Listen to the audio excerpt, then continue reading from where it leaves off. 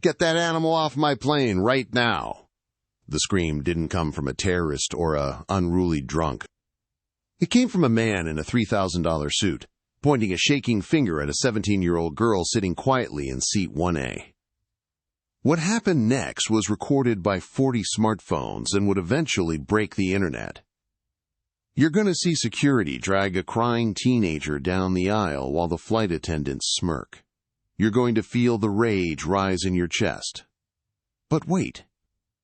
Because what those smug crew members didn't know, what the wealthy businessman didn't know, was that the girl in the hoodie wasn't just a passenger. She was the only person on that tarmac with the power to ground the entire fleet. And when she finally picked up her phone to make one call, the color didn't just drain from their faces, it drained from their bank accounts. This is the story of how ultimate arrogance met the ultimate karma. The rain at JFK International Airport was relentless, hammering against the reinforced glass of Terminal 4. But inside the cabin of Flight 882 bound for London Heathrow, the air was still, scented with the faint, expensive aroma of conditioned leather and fresh orchids. Jordan Banks adjusted her noise-canceling headphones and pulled the hood of her oversized vintage college sweatshirt further over her forehead. She was 17, with skin the color of deep espresso and a twist-out hairstyle that she currently just wanted to rest against the headrest. She wasn't trying to make a statement. She was just exhausted. Finals week at her boarding school in Connecticut had been brutal, and she just wanted to get home to London to see her parents. She glanced at her ticket on her phone screen, Seat 1A First Class.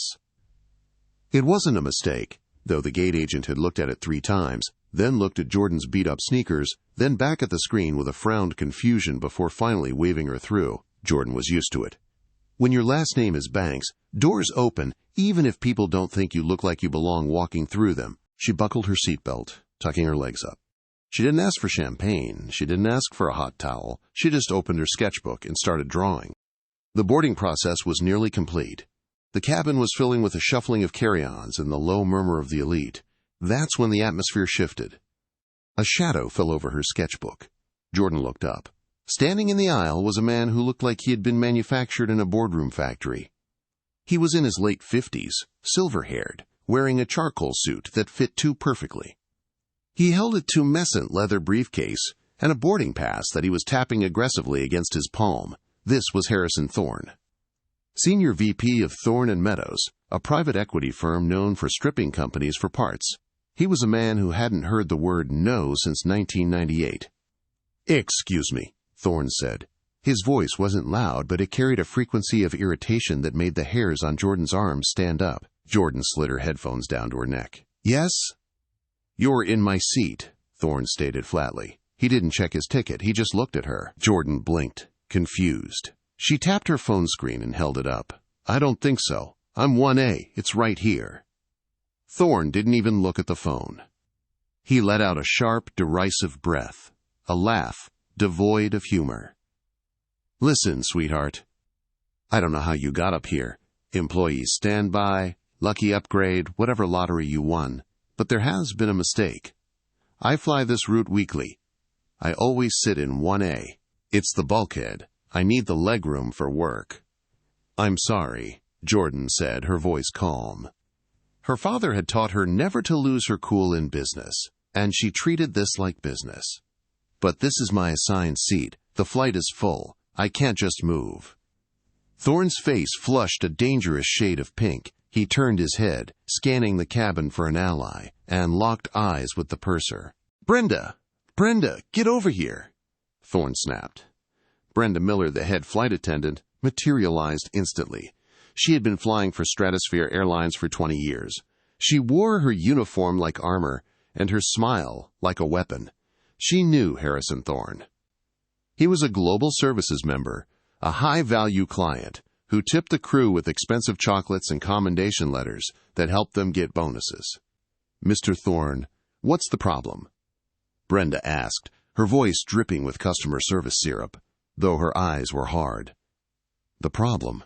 Thorne gestured loosely at Jordan, as if she were a piece of luggage left in the aisle, "is that this child is in my seat, and she refuses to move." Brenda turned her gaze to Jordan. The syrup in her voice evaporated instantly. The smile vanished. She looked at the hoodie, the sneakers, the sketchbook. She made a calculation in less than a second. Low value, troublemaker, upgrade. "Miss," Brenda said, her tone shifting to the one usually reserved for unruly drunks, "let me see your boarding pass." Jordan sighed, unlocking her phone again. "I already showed him. It's 1A. Brenda snatched the phone from Jordan's hand, a violation of personal space that made Jordan flinch, and squinted at it. The screen clearly displayed Jordan Banks, 1A, first class. But Brenda didn't care about what the screen said. She cared about the dynamic of the cabin. She had a platinum member standing, annoyed, and a teenager sitting comfortably. In Brenda's world, hierarchy was everything. "There must be a system glitch," Brenda lied smoothly, handing the phone back. "Mr. Thorne is a Global Services member. His reservation overrides standard bookings in the event of a conflict. You've clearly been bumped up by mistake." "It's not a mistake," Jordan said, her voice hardening slightly. "My ticket was booked through the corporate office." "Look, I don't have time for this," Thorne interrupted, checking his Rolex. "I have a conference call in London the second we land. I need to work. Get her out of here." "You heard him," Brenda said, crossing her arms. "Miss, gather your things. I'm going to have to move you to economy. We have a middle seat open in row 42, right near the rear lavatory. It's the best I can do." Jordan felt a hot prickle of shame behind her eyes, not because she was wrong, but because everyone was watching. The couple in 2B and 2C were whispering. A man in 3A was peering over his newspaper. "I paid for this seat," Jordan said, her voice trembling slightly but holding firm. "I'm not moving to row 42. "You didn't pay for anything," Thorne scoffed. "Look at you, you're probably using some stolen miles or a buddy pass. Do yourself a favor and go back to where you belong before you get in real trouble."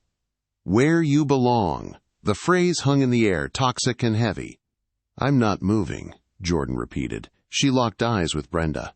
"And if you check the manifest properly, you'll see why." Brenda's eyes narrowed. She hated being challenged, especially by someone half her age. "If you don't move voluntarily, miss, I will have you removed. And then, you won't be flying to London at all. You'll be flying to a holding cell at the airport precinct. Is that what you want?" The tension in the first-class cabin was so thick it felt like the pressurization system had failed. Jordan looked at Brenda Miller, really looked at her. She saw a woman who was tired, overworked perhaps, but mostly a woman who was drunk on the petty authority of a tin-wing badge. Jordan knew the protocol. She knew the airline's regulations better than Brenda did. "You're making a mistake," Jordan said quietly. "Please, just check the code on my ticket again." "It's a VVIP status. Code 001. "There is no code 001. Brenda snapped, her patience gone. She didn't bother checking the manifest tablet strapped to her wrist. She assumed the girl was making up nonsense to sound important. "That's enough. You are disrupting a flight. That is a federal offense." "I'm sitting in my seat," Jordan countered. "He is the one disrupting the flight." She pointed at Thorne, who was now looming over her, his face twisting into a sneer. "You listen to me, you little brat." Thorne leaned in, close, invading her personal space. His breath smelled of stale coffee and mints. "I personally know the vice president of operations for this airline. I can have you banned for life. Now get up, or I'll drag you up myself." Jordan recoiled, pressing her back against the window. "Don't touch me."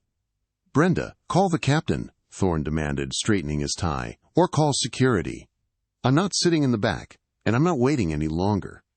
Brenda nodded. She picked up the cabin interphone. "Captain, we have a situation in first. Non-compliant passenger refusing to vacate a duplicate booking. We need assistance." Within moments, the co-pilot, a younger man named Steve with a sympathetic face but a weak chin, stepped out of the cockpit. He looked at Thorne, then at Jordan. "What's the issue?" Steve asked. "Duplicate seat. Brenda lied again, protecting the high-value client. Mr. Thorne is assigned 1A. This passenger is squatting and refusing to follow crew instructions. Steve looked at Jordan. Miss, if the flight attendant asks you to move. I have a valid ticket. Jordan pulled up the app again. Look at it. Why is nobody looking at the actual ticket? Steve glanced at it. He saw the name Banks. He frowned. The name rang a bell, a distant alarm bell in the back of his mind, but Thorne cut him off before he could process it. Captain, I spend $50,000 a year with this airline, Thorne barked. Are we going to delay takeoff because a teenager wants to play pretend? I want her off. Now. Steve, intimidated by Thorne's aggression and trusting his veteran purser, caved. Miss, you need to go with Brenda. We can sort out the ticket issue at the gate agent's desk, but you can't stay here. If I get off this plane, I'm not getting back on, Jordan warned them, and you are going to regret this. Is that a threat? Brenda gasped, clutching her pearls theatrically. Did you hear that? She just threatened the crew? I didn't. That's it, Brenda said, her face turning red with self-righteous fury. She turned to the open cabin door where the gate agent was standing nervously. Call Port Authority. We have a threat on board. I want her arrested. Jordan sat frozen. This wasn't happening. This was a nightmare. She reached for her phone to send a text, but Brenda lunged forward. Put the phone away! No devices! I'm texting my dad! Jordan cried out, her composure finally cracking. She was just a kid, after all, surrounded by hostile adults. I don't care if you're texting the president, Thorne muttered. Security is here. Two heavy-set officers from the Port Authority police squeezed down the narrow aisle of the first-class cabin. Officer Kowalski and Officer Miller, no relation to Brenda. They looked bored and annoyed to be called out for a seat dispute. Which one? Kowalski grunted. Her. Brenda pointed a manicured finger at Jordan like she was pointing out a witch. She's trespassing, she's refusing crew instructions, and she made a verbal threat against the aircraft. Kowalski looked at the girl. He saw a teenager in a hoodie. He didn't see a threat, but he had a job to do, and the airline crew had absolute authority once the doors were ready to close. All right, miss, let's go. Don't make this hard, Kowalski said, reaching for her arm. I didn't do anything, Jordan yelled, pulling her arm back. I paid for this seat. Don't touch me. Resisting, Brenda shouted, escalating the situation intentionally. She's resisting! That was the trigger word. Kowalski's demeanor shifted from bored to aggressive. He grabbed Jordan's wrist with a grip of iron. You're coming with us! No! Stop! You're hurting me! Jordan screamed. Across the aisle, in seat 2B, a young woman pulled out her phone. She started recording. You can't just grab her like that! The woman in 2B yelled. She's a kid! Stay out of it, Thorne snapped at the woman. She's a security risk. Kowalski yanked Jordan. She had her seatbelt on, and the force of the pull bruised her hip against the armrest. She fumbled to undo the buckle, tears streaming down her face. As soon as the click sounded, Kowalski and his partner hauled her up. They didn't let her walk. They dragged her.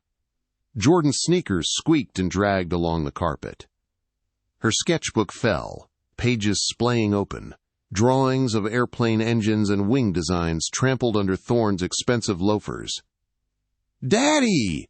Jordan screamed, a primal cry of fear. Dad! Brenda stood by the cockpit door, arms crossed, a look of triumphant satisfaction on her face. Thorne settled into seat 1A, brushing imaginary dust off the leather armrest, not even looking as the girl was hauled past him. Finally, Thorne muttered, opening his briefcase. The officers dragged Jordan through the curtain into the economy cabin. Hundreds of passengers gasped. Phones went up everywhere. A sea of glowing screens recorded the brutality. What did she do? Someone shouted. She didn't do anything! The woman from first class yelled from behind the curtain. They stole her seat! Jordan was dragged out onto the jet bridge, the cold, damp air hitting her face. The officers pressed her against the corrugated metal wall of the tunnel. "You're lucky we don't tase you." Kowalski breathed heavily. "Now walk." They marched her up the jet bridge, back into the terminal, and dumped her on a metal bench near the gate desk. Her hoodie was torn at the shoulder. Her wrist was already swelling where Kowalski had grabbed her. The gate agent, a woman named Sarah who had originally checked Jordan in, looked horrified. She looked at Brenda, who had come up to the top of the jet bridge to ensure the trash was taken out. "Brenda," Sarah whispered, looking at her computer screen. I think you made a mistake." "I didn't make a mistake," Brenda scoffed, adjusting her scarf. She was non-compliant. "Thorne is happy. Close the door, Sarah. We're late." Brenda turned on her heel and marched back down the jet bridge. The heavy door of the aircraft slammed shut, the lock engaged. Flight 882 began its pushback. Inside the terminal, Jordan sat shaking on the bench. She wiped her nose with her sleeve. She reached into her pocket with trembling fingers. Her phone was cracked, but it still worked. She didn't call 911. She didn't call a lawyer. She opened her contacts and pressed the favorite named Pops. It rang once. "Hey, sweetie," a deep, warm voice answered. "You on the bird?" "I was tracking the flight. Saw you guys were delayed pushing back." Jordan let out a choked sob. "Dad!" The voice on the other end changed instantly. The warmth vanished, replaced by a cold, terrifying sharpness. "Jordan, what's wrong? Are you okay?" They dragged me off, Dad," she cried, the adrenaline finally crashing into shock. "They hurt me. They gave my seat to some man and they dragged me off the plane." There was a silence on the other end of the line. A silence so profound it felt like the air pressure in the terminal dropped. "Who dragged you off, Jordan?" "The police, the flight attendant, Brenda, and a man named Thorne." "Where are you right now?" "Gate B14, JFK. "Are you safe?" "I think so. I'm at the desk." "Stay there. Don't move. Do not say a word to anyone." "Dad, the plane is leaving." "No," Marcus Banks said. And even over the phone, Jordan could hear the terrifying power in his voice. "It's not. I'm 10 minutes away. And God help them, Jordan. God help them all." 10 minutes. That was all it took. Jordan was still sitting on the cold metal bench near gate B14, holding an ice pack that Sarah, the guilt-ridden gate agent, had fetched from the break room. Jordan's wrist was throbbing, a purple bruise already blooming like a dark flower against her skin. She wasn't crying anymore. She was in that numb, hollow state that comes after a trauma. Sarah was typing furiously on her terminal, avoiding eye contact. She had checked the passenger manifest again. She had seen the code OWN001 next to Jordan's name. It was a code she had never seen before in 5 years of working the desk. She had Googled the name Banks. When the search results loaded, Sarah's stomach dropped so hard she thought she might vomit. Marcus Banks, founder of Banks Global Holdings. Net worth, $4.2 billion. Recently acquired a 51% controlling stake in Stratosphere Airlines. "Oh my God," Sarah whispered, her hand shaking as she stared at the girl in the hoodie. "We are dead. We are all dead." Suddenly, the automatic glass doors at the far end of the concourse didn't just slide open. They seemed to be commanded to part. 3 men in dark suits entered, moving in a V formation that cut through the crowd of tourists like a shark fin through water. The man at the point of the V was terrifying. He was tall, 6'3", wearing a bespoke navy suit that cost more than Sarah's car. He didn't run. He strode with a velocity that spoke of contained violence. It was Marcus Banks. He spotted Jordan immediately. The hard lines of his face, usually set in the stone mask of a ruthless negotiator, crumpled into pure parental agony. "Jordan!" He broke formation, rushing to the bench. He dropped to one knee, ignoring the dirt on the airport floor, his expensive trousers straining at the fabric. "Let me see," he said, his voice trembling with rage and love. He gently took her hand, examining the bruise. He touched the tear in her sweatshirt. He looked at her tear-stained face. "Did they hit you?" "They dragged me, Dad," Jordan whispered, her voice cracking. "They pulled me across the floor. Everyone was filming. It was humiliating." Marcus closed his eyes for a second. He took a deep breath, inhaling the stale airport air and exhaling fire. He kissed her forehead. "I've got you. You're safe now." He stood up. The transition was instant. The father was gone. The Titan was back. He turned to the gate desk. Sarah shrank back in her chair. "You!" Marcus said. He didn't yell. He didn't have to. His voice was a low rumble, like a tectonic plate shifting. "Who is the pilot in command of Flight 882? "See Captain Anderson," Sarah stammered. "But sir, the flight has already pushed back. They are taxiing to the runway. It's too late." Marcus leaned over the counter. "Give me the radio." "Sir, I can't." "Give me the radio." One of Marcus's security detail, a man named Cole, who looked like he ate dumbbells for breakfast, stepped forward and flashed a badge that wasn't police, but corporate security, high level. He nodded at Sarah. "Do it." Sarah handed Marcus the handset that connected directly to the operations control center and the ramp tower. Marcus keyed the mic. "This is Marcus Banks, chairman of the board. Priority override code Alpha 01. Connect me to the cockpit of Flight 882 immediately." There was a burst of static, then a confused voice from the operations center. Repeat? Did you say Marcus Banks?" "You have 3 seconds to verify my voice print, or I will fire the entire shift," Marcus said calmly. A pause, then a frantic clicking of keys on the other end. "Sir, Mr. Banks, we have you verified. Connecting you to Flight 882 via ACARS and voice link." The channel crackled. Inside the cockpit of the Boeing 777, Captain Anderson and First Officer Steve were running through the pre-flight checklist. They were 4th in line for takeoff. The engines were humming a low, powerful song. "Flaps set?" "Set," Steve replied. Suddenly, the flight deck speakers blared. It wasn't air traffic control. It was a direct line patch. "Flight 882, this is Marcus Banks." Anderson froze. His hand hovered over the throttle. Every pilot knew the name. They had just received the memo last week about the new ownership. "Mr. Banks?" Anderson said, his voice rising an octave. "This is Captain Anderson. We are currently taxiing for departure. Is there a problem?" "Turn the plane around," Marcus said. The command was absolute. "Sir," Anderson looked at Steve, confused. "We are number 4 for departure. We have a slot time. If we lose it, we'll be delayed 3 hours. We can't just turn around." "Captain Anderson," Marcus's voice filled the small cockpit. "You are carrying a passenger who assaulted a minor. You are carrying crew members who facilitated a federal crime. And you left the victim at the gate. If those wheels leave the ground, you will never fly a kite again, let alone a commercial airliner. Return to Gate B14 now." Anderson swallowed hard. He remembered the girl. The duplicate seat. He remembered Brenda saying it was handled. "Sir, Brenda told me the passenger was a security threat," Anderson said weakly. "The passenger," Marcus hissed, "is my daughter." The silence in the cockpit was deafening. Steve's face went white. Anderson felt the blood drain from his extremities. His daughter. "Tower, Flight 882. Anderson's voice shook as he keyed the ATC frequency. "We have a technical emergency. We need to return to the gate immediately."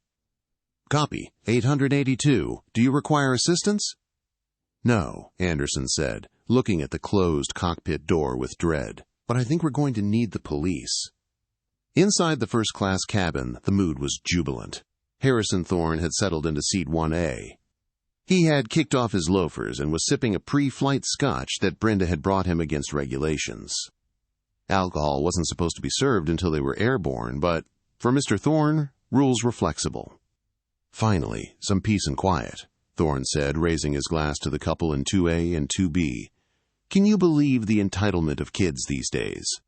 Trying to scam a first-class seat."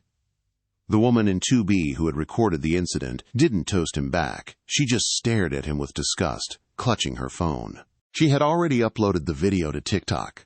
It had 50,000 views in 10 minutes. The caption read, Rich jerk and airline drag innocent girl off plane. Hashtag boycott stratosphere. Brenda Miller was bustling around the galley, humming to herself. She felt powerful. She had protected the integrity of the cabin. She had served the platinum client. She was already mentally spending the tip she knew Thorne would leave her. Then, the plane lurched. Instead of the surge of acceleration for takeoff, the brakes hissed. The massive engines spooled down. The plane began a slow, lumbering turn to the left, exiting the taxiway. Thorne frowned. What now? The intercom chimed. Captain Anderson's voice sounded strained, almost sick. Ladies and gentlemen, this is the captain. We have been ordered to return to the gate due to an operational issue. We apologize for the inconvenience. Unbelievable! Thorne slammed his glass down, splashing amber liquid onto the tray table. Incompetence! Absolute incompetence! He pressed the call button repeatedly. Ding, ding, ding! Brenda hurried over. Mr. Thorne, I'm so sorry. I don't know what's happening. Go find out, Thorne snapped. I have a meeting in London. If this is a maintenance issue, I want another plane. I'll check with the cockpit, Brenda promised. The plane taxied back. It took 20 agonizing minutes. The tension in the cabin was palpable. The passengers in economy were grumbling. The passengers in first were annoyed. But the woman in 2B was watching her phone. Oh my God, she whispered to her husband. Look at the comments. People are saying the girl's dad is... The plane ground to a halt at gate B14.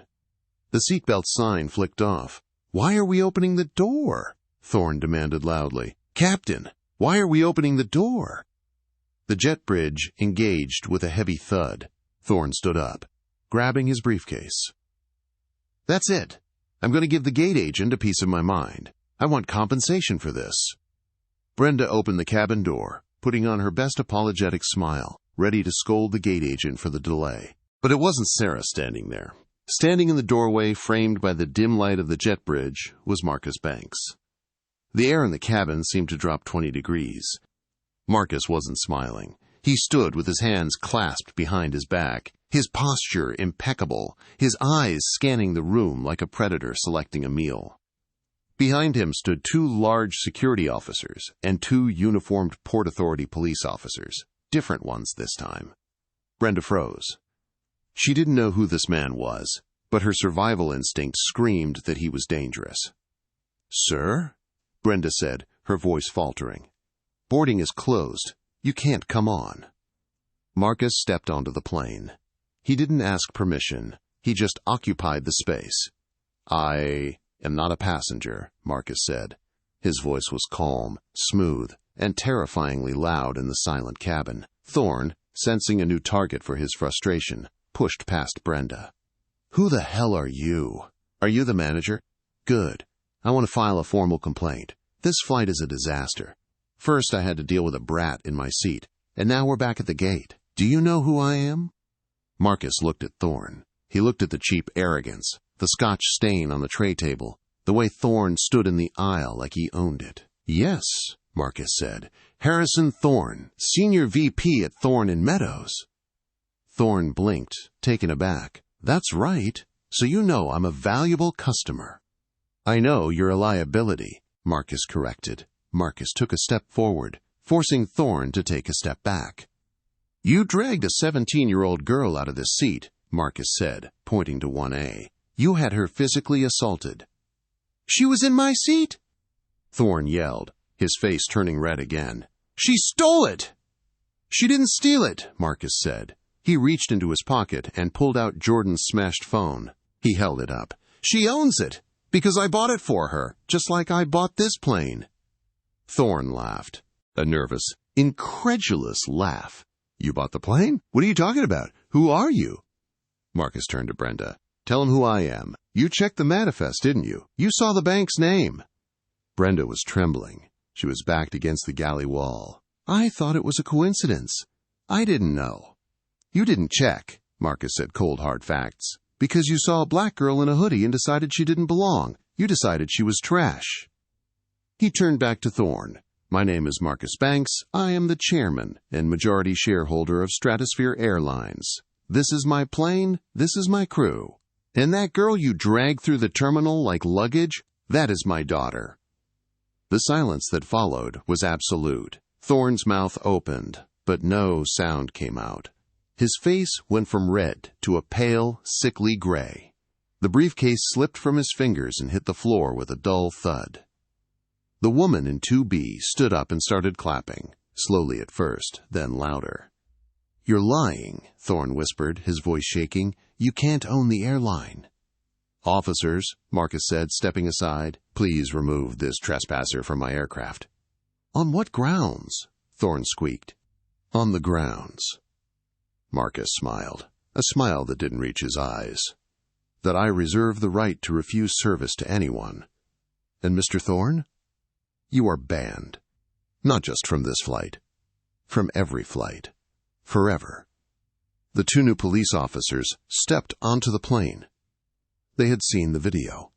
They weren't smiling. "Mr. Thorne," the officer said, unclipping handcuffs from his belt, "let's go." "You can't arrest me. I have a meeting." Thorne shrieked as they grabbed him, much gentler than Jordan had been grabbed, but firm. "Oh, I wouldn't worry about the meeting," Marcus said, pulling out his own phone.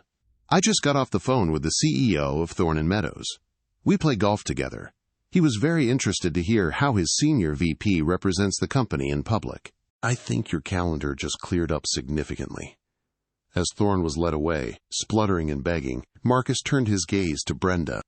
She was weeping now, mascara running down her cheeks. "Mr. Banks, please. I have a mortgage. I have 2 kids. I was just following protocol." Marcus looked at her. He stepped closer, his voice dropping to a whisper so only she could hear. "My daughter was following protocol too. She showed you her ticket. You chose not to look." He straightened up and addressed the entire cabin. "I apologize to the rest of you for the delay. We will be deplaning the entire aircraft. Everyone will receive a full refund and a $5,000 travel voucher for the inconvenience. But this flight crew?" He looked at Brenda, then at the cockpit door where Captain Anderson was hiding.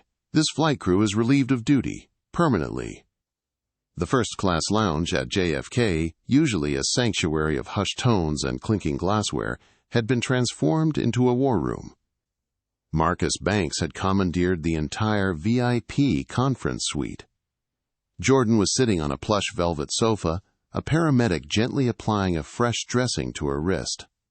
She was sipping a hot chocolate, but her hands were still trembling. The adrenaline had faded, leaving behind a cold, hollow exhaustion. On the wall-mounted flat-screen TV, CNN was already running the footage. The shaky cell phone video, captured by the woman in 2B, now identified as Clara Vance, a prominent tech influencer, was playing on a loop. The world watched in horror as 2 large officers yanked a crying teenager from her seat, while Harrison Thorne sneered in the background. The chyron at the bottom of the screen read, "Billionaire's daughter assaulted on Flight 882. Airline stock plummets." Marcus stood by the window, staring out at the rain-slicked tarmac where Flight 882 sat empty, a ghost ship grounded by his command. He was on the phone, his voice a low, dangerous rumble. "I don't care about the PR spin, David," Marcus said to his chief legal officer. "I want names. I want the name of the booking agent who overrode her code 001 status. That code is hardwired into the mainframe. It doesn't just glitch. Someone manually deleted it to free up the seat for Thorne. Find them, and when you find them, destroy them." He hung up and turned to Jordan. His face softened instantly. "How is it feeling, baby girl?" "It throbs," Jordan said quietly. "Dad, the internet. My phone is blowing up. I logged into Instagram on your iPad. There are millions of comments." "Don't read them," Marcus advised, sitting next to her. "Most are nice," she said, "but some are saying I staged it. Some are saying I provoked them." "That's the world we live in," Marcus said, his jaw tightening. "People hate what they can't control, but we're going to control the narrative. And we're going to do it with the truth." The heavy oak doors of the suite swung open. A man in a police uniform, adorned with enough brass to sink a ship, marched in. This was Captain O'Malley of the Port Authority Police. He looked flustered, sweaty, and angry. "Mr. Banks," O'Malley barked, ignoring the security detail that stepped forward to intercept him. "You can't just commandeer a crime scene. You grounded a commercial airliner and detained my officers. That's obstruction of justice." Marcus didn't stand up. He didn't even blink. He just looked at O'Malley with the detached curiosity of a scientist examining a bacteria sample. "Captain O'Malley," Marcus said smoothly, "I haven't detained your officers. I merely requested they stay to provide statements for the federal investigation I just initiated." "Federal investigation?" O'Malley scoffed. "This is a civil dispute over a seat assignment. Don't make it more than it is." Marcus stood up then. Slowly, he walked over to the table where a folder lay open. Civil dispute? Marcus picked up a photo the paramedic had taken of Jordan's wrist. It showed deep, purple, bruising in the shape of fingers. "Captain, your officers dragged a minor across state lines. The jet bridge is federal jurisdiction, without cause, without a warrant, and with excessive force. That is a violation of Title 18, Section 242 of the U.S. Code. Deprivation of rights under color of law." O'Malley flushed red. "My men were acting on the authority of the flight crew. The pilot in command ordered the removal." "Ah, yes. The pilot," Marcus smiled thinly, "Captain Anderson, who is currently sitting in the next room writing a statement that says Brenda Miller, the flight attendant, lied to him about a security threat. And Brenda Miller is currently weeping in the break room, claiming that Harrison Thorne threatened her job if she didn't move my daughter." Marcus leaned in close to O'Malley. "The dominoes are falling, Captain. The only question is, do you want to be the one holding the bag when they land? Or do you want to give me the body cam footage right now?" O'Malley hesitated. He looked at the TV screen, where the anchor was now interviewing a civil rights attorney. He looked at Jordan's bandaged wrist. He looked at the billionaire who had the resources to sue the department into the Stone Age. "The footage is property of the Port Authority," O'Malley mumbled, his defiance crumbling. "And it will be subpoenaed by morning," Marcus said. "But if you give it to me now voluntarily, maybe I won't name you personally in the lawsuit I'm filing against the department." O'Malley swallowed hard. He reached into his pocket, pulled out a thumb drive, and placed it on the table. "I want it noted that we are cooperating," O'Malley said, his voice weak. "Noted," Marcus said. "Now get out." As O'Malley retreated, Marcus plugged the drive into his laptop. He turned to his daughter. "Ready to see exactly what happened. We're going to leak this. Unedited. Raw." "Do it," Jordan said, her eyes hardening. "Let everyone see." Marcus hit send. Within 3 minutes, the body cam footage was on Twitter. It was far worse than the cell phone video. It showed the officers laughing before they grabbed her. It showed Thorne muttering, "Get that trash out of here." It showed Brenda smirking. The internet didn't just break. It exploded. While Marcus Banks was playing 4D chess in the airport lounge, Harrison Thorne was experiencing the rapid disintegration of his privileged life. He was currently sitting in a holding cell at the Queens Central Booking Precinct. They had taken his shoelaces. They had taken his belt. They had taken his dignity. He was pacing the small, urine-scented cell, muttering to himself, "I am Harrison Thorne. I know the mayor. This is a mistake. I'll own this precinct by morning." But morning came, and nobody came to release him. His lawyer, a high-priced shark named prestigious corporate attorney Alan Dershowitz, not the real one, but a man of similar stature in this fictional world, named Robert Shapiro-level fixer, finally arrived at 10 a.m. He didn't look happy. "Get me out of here, Bob," Thorne snapped. "I have a board meeting." "Harrison," the lawyer said, sitting on the metal stool on the other side of the glass. "You don't have a board meeting. You don't have a board." Thorne froze. "What?" "Thorne and Meadows held an emergency vote at 6 a.m., the lawyer explained, pulling a document from his briefcase. "They invoked the moral turpitude clause in your contract. You're fired, effective immediately. No severance, no stock options." "They can't do that," Thorne screamed, slamming his fist against the glass. "I built that equity portfolio. I brought in the Stratosphere Airlines account." "That's the other thing," the lawyer winced. "Marcus Banks pulled the Stratosphere account, and he's suing Thorne and Meadows for associational damage." He's claiming your behavior devalued his brand. The firm is hemorrhaging clients. They are cutting you loose to save the ship, Harrison." Thorne slumped against the wall. "But it was just a seat. It was just a seat." "It wasn't just a seat," the lawyer said, his voice low. "It was a viral moment, and it gets worse. Banks's investigators have been busy. Remember that booking agent? The one you used to bribe with Knicks tickets to bump people off flights?" Thorne's face went pale. "He rolled on you," the lawyer said. "He admitted to federal investigators that you paid him $500 cash to delete the code 001 from the girl's ticket. That's wire fraud, Harrison. That's bribery. That's a federal felony." Thorne slid down the wall until he was sitting on the dirty floor. "I didn't know she was Banks's daughter. If I had known—" "That's the problem," the lawyer said, closing his briefcase. "You didn't care who she was. You just saw someone you thought was weak. And you were wrong." The lawyer stood up. "I can't represent you, Harrison. My firm represents Stratosphere Airlines. In other matters, conflict of interest, you're on your own." As the lawyer walked away, Thorne was left alone with the echoing sound of the cell door buzz. 3 months later, the courtroom in the Southern District of New York was packed. It wasn't a criminal trial that was still pending. This was the civil suit. Banks versus Thorne. Jordan sat in the front row, wearing a sharp blazer, looking every bit the heiress she was. Marcus sat beside her, holding her hand. Harrison Thorne sat at the defense table. He looked 20 years older. His silver hair was yellowing, his suit was ill-fitting. He had lost 30 pounds, and he wouldn't look up from the table. The damages Marcus was asking for were astronomical, $50 million. But it wasn't about the money. Marcus took the stand.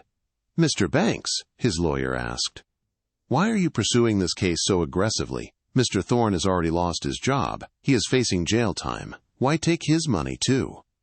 Marcus adjusted the microphone. He looked directly at Thorne. "Because there is a price for arrogance," Marcus said clearly.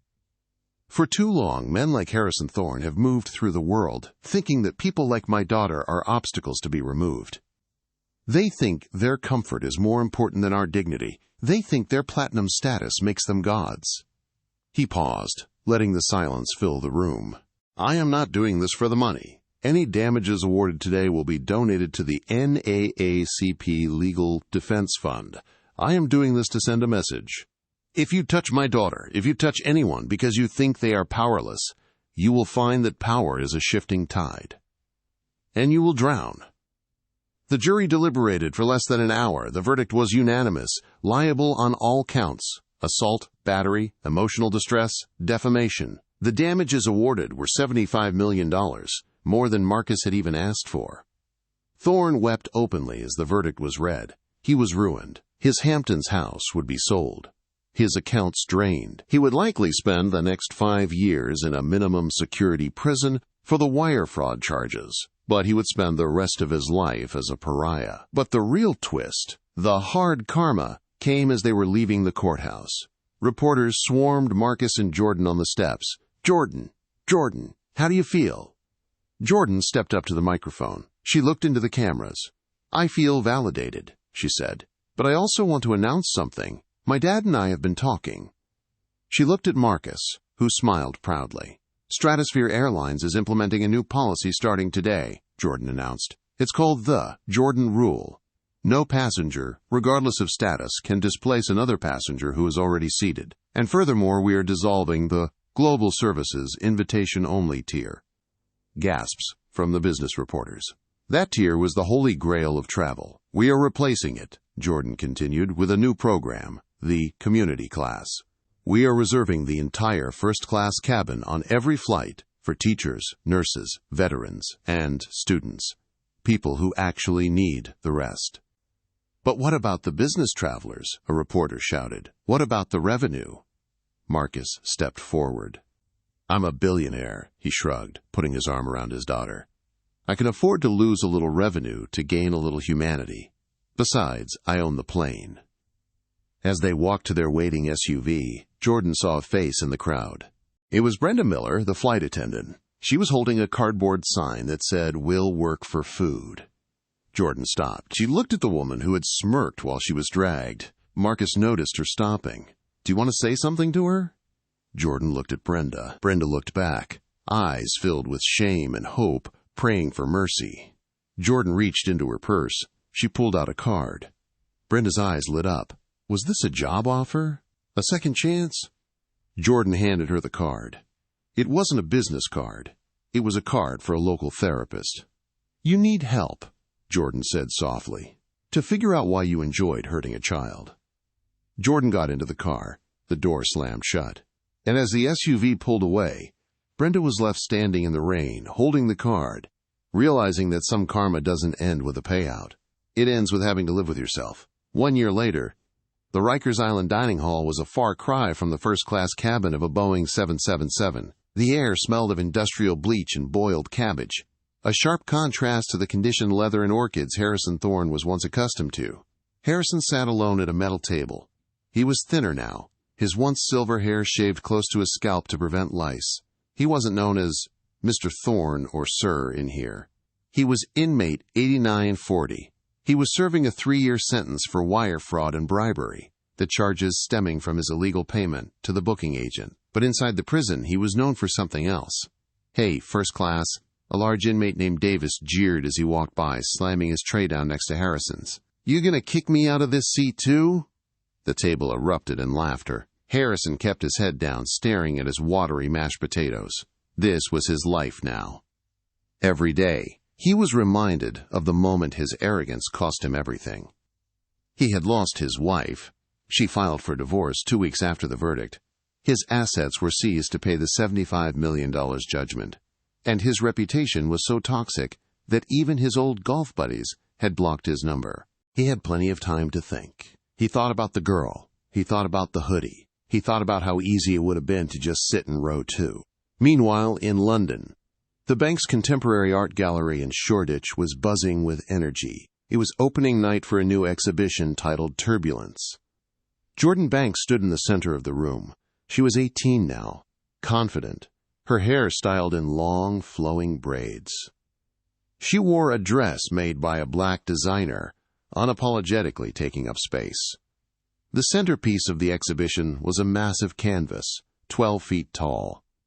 It was an abstract piece, painted in violent strokes of blue and gray, depicting a storm. But in the center of the chaos there was a single, calm figure rendered in gold leaf. A girl, sitting quietly, sketching. "It's magnificent," a voice said behind her. Jordan turned to see her father, Marcus. He looked tired. Running an airline that was actively disrupting the industry was exhausting work, but his eyes were bright with pride. "Thanks, Dad," Jordan smiled, leaning into him. "It feels finished, like I finally got it out of my system." "You took a moment of trauma and turned it into triumph," Marcus said, handing her a glass of sparkling cider. "That's what we do. We don't just survive, we build." The Stratosphere Airlines rebrand had been a massive success. The stock price after the initial dip had tripled. People were tired of being treated like cattle. The Community Class Initiative was featured in Forbes, Time, and The Economist. Other airlines were scrambling to copy it, terrified of being the next target of a viral boycott. "Have you heard from him?" Jordan asked, her voice dropping slightly. She didn't need to say the name. "Thorne?" Marcus took a sip of his drink. "His lawyer reached out last week. He's up for parole in 6 months. They wanted to know if we would oppose it." "Will we?" Marcus looked at the painting. He looked at the gold figure. "No," Marcus said. "We've already won, Jordan. Keeping him in a cage doesn't make us any richer. He's broken. Let him out. Let him see the world he can no longer afford to live in. That's a worse punishment than prison." The encounter. 6 months later, Harrison Thorne was released. He walked out of the facility with a plastic bag containing his personal effects, a cheap watch, a pair of worn loafers, and $40 in gate money. He took the subway into Manhattan. He didn't have a driver anymore. He didn't have a penthouse. He had a room in a halfway house in the Bronx. He found himself wandering toward his old office building on Park Avenue. He stood across the street, looking up at the glass tower where he used to rule the world. The sign Thorne and Meadows was gone. It had been rebranded. It started to rain, a cold, miserable drizzle. Harrison shivered in his thin jacket. He turned to walk to the subway, but he bumped into someone. "Watch it," he muttered instinctively, his old habits surfacing for a split second. "Excuse me," the woman said. Harrison looked up. He froze. It was Brenda Miller. She was wearing a blue vest with a logo for a generic cleaning service. She was pushing a cart full of janitorial supplies. She looked older, tired, lines of hardship etched deep into her face. But there was something else in her eyes, a clarity. She recognized him instantly. The man who had demanded she ruin a child's life. The man she had tried to please at the cost of her own soul. "Mr. Thorne," Brenda said. It wasn't a question. "Brenda," Harrison croaked. "I didn't know you were." "Cleaning offices?" She finished for him. She gestured to the building. "I clean the toilets on the 40th floor, the floor where your office used to be." Harrison stared at her. "I'm sorry," he whispered, "for everything." Brenda looked at him. She thought about the therapy card Jordan Banks had given her. She thought about the year of sessions where she unpacked her own internalized biases and her need for authority. She wasn't angry anymore. She was just done. "I'm not the one you need to apologize to," Brenda said quietly, "but she won't hear you. She's too high up." She pointed to the sky. Above the Manhattan skyline, a Stratosphere Airlines jet was banking through the clouds, its logo, a golden wing, shining in the brief break of sunlight. "I have to get to work," Brenda said. She pushed her cart past him. "And so do you, Harrison. Nobody rides for free anymore." Harrison Thorne stood alone on the wet pavement. He watched the plane disappear into the clouds. He watched Brenda disappear into the service entrance. He reached into his pocket and fingered the $40. It was just enough for a meal and a Metro card. He turned away from the skyscraper. He walked toward the subway entrance, descending into the dark, crowded underground where there were no assigned seats, no first class, and no upgrades. He swiped his card. He pushed through the turnstile, and for the first time in his life, Harrison Thorne was just like everybody else. This story isn't just about a plane ride. It's about the invisible price tags we put on people. Harrison Thorne and Brenda Miller looked at Jordan Banks and saw someone with zero value, someone who could be discarded to make room for important people. They didn't know that true value isn't written on a boarding pass. The downfall of Harrison Thorne serves as a brutal reminder. When you use your power to crush those you think are beneath you, you are often standing on a trapdoor of your own making. Marcus Banks didn't just use his money to save his daughter. He used it to expose a broken system. In the end, karma didn't just hit back. It rebalanced the scales. The Jordan Rule became a symbol that dignity is a right, not a luxury upgrade. Wow. Talk about a satisfying ending. I don't know about you, but seeing Harrison Thorne swipe a subway card after treating people like trash was the perfect justice. What would you have done if you were in Jordan's shoes? Would you have forgiven Brenda, or would you have let Thorne rot in prison? I really want to know what you think. Drop a comment down below with your take on the Jordan Rule. If you enjoyed this story and want more tales of instant karma and sweet revenge, please smash that like button. It really helps the channel grow. And don't forget to subscribe and hit the notification bell so you never miss a story. Until next time, fly safe and be kind. You never know who you're sitting next to.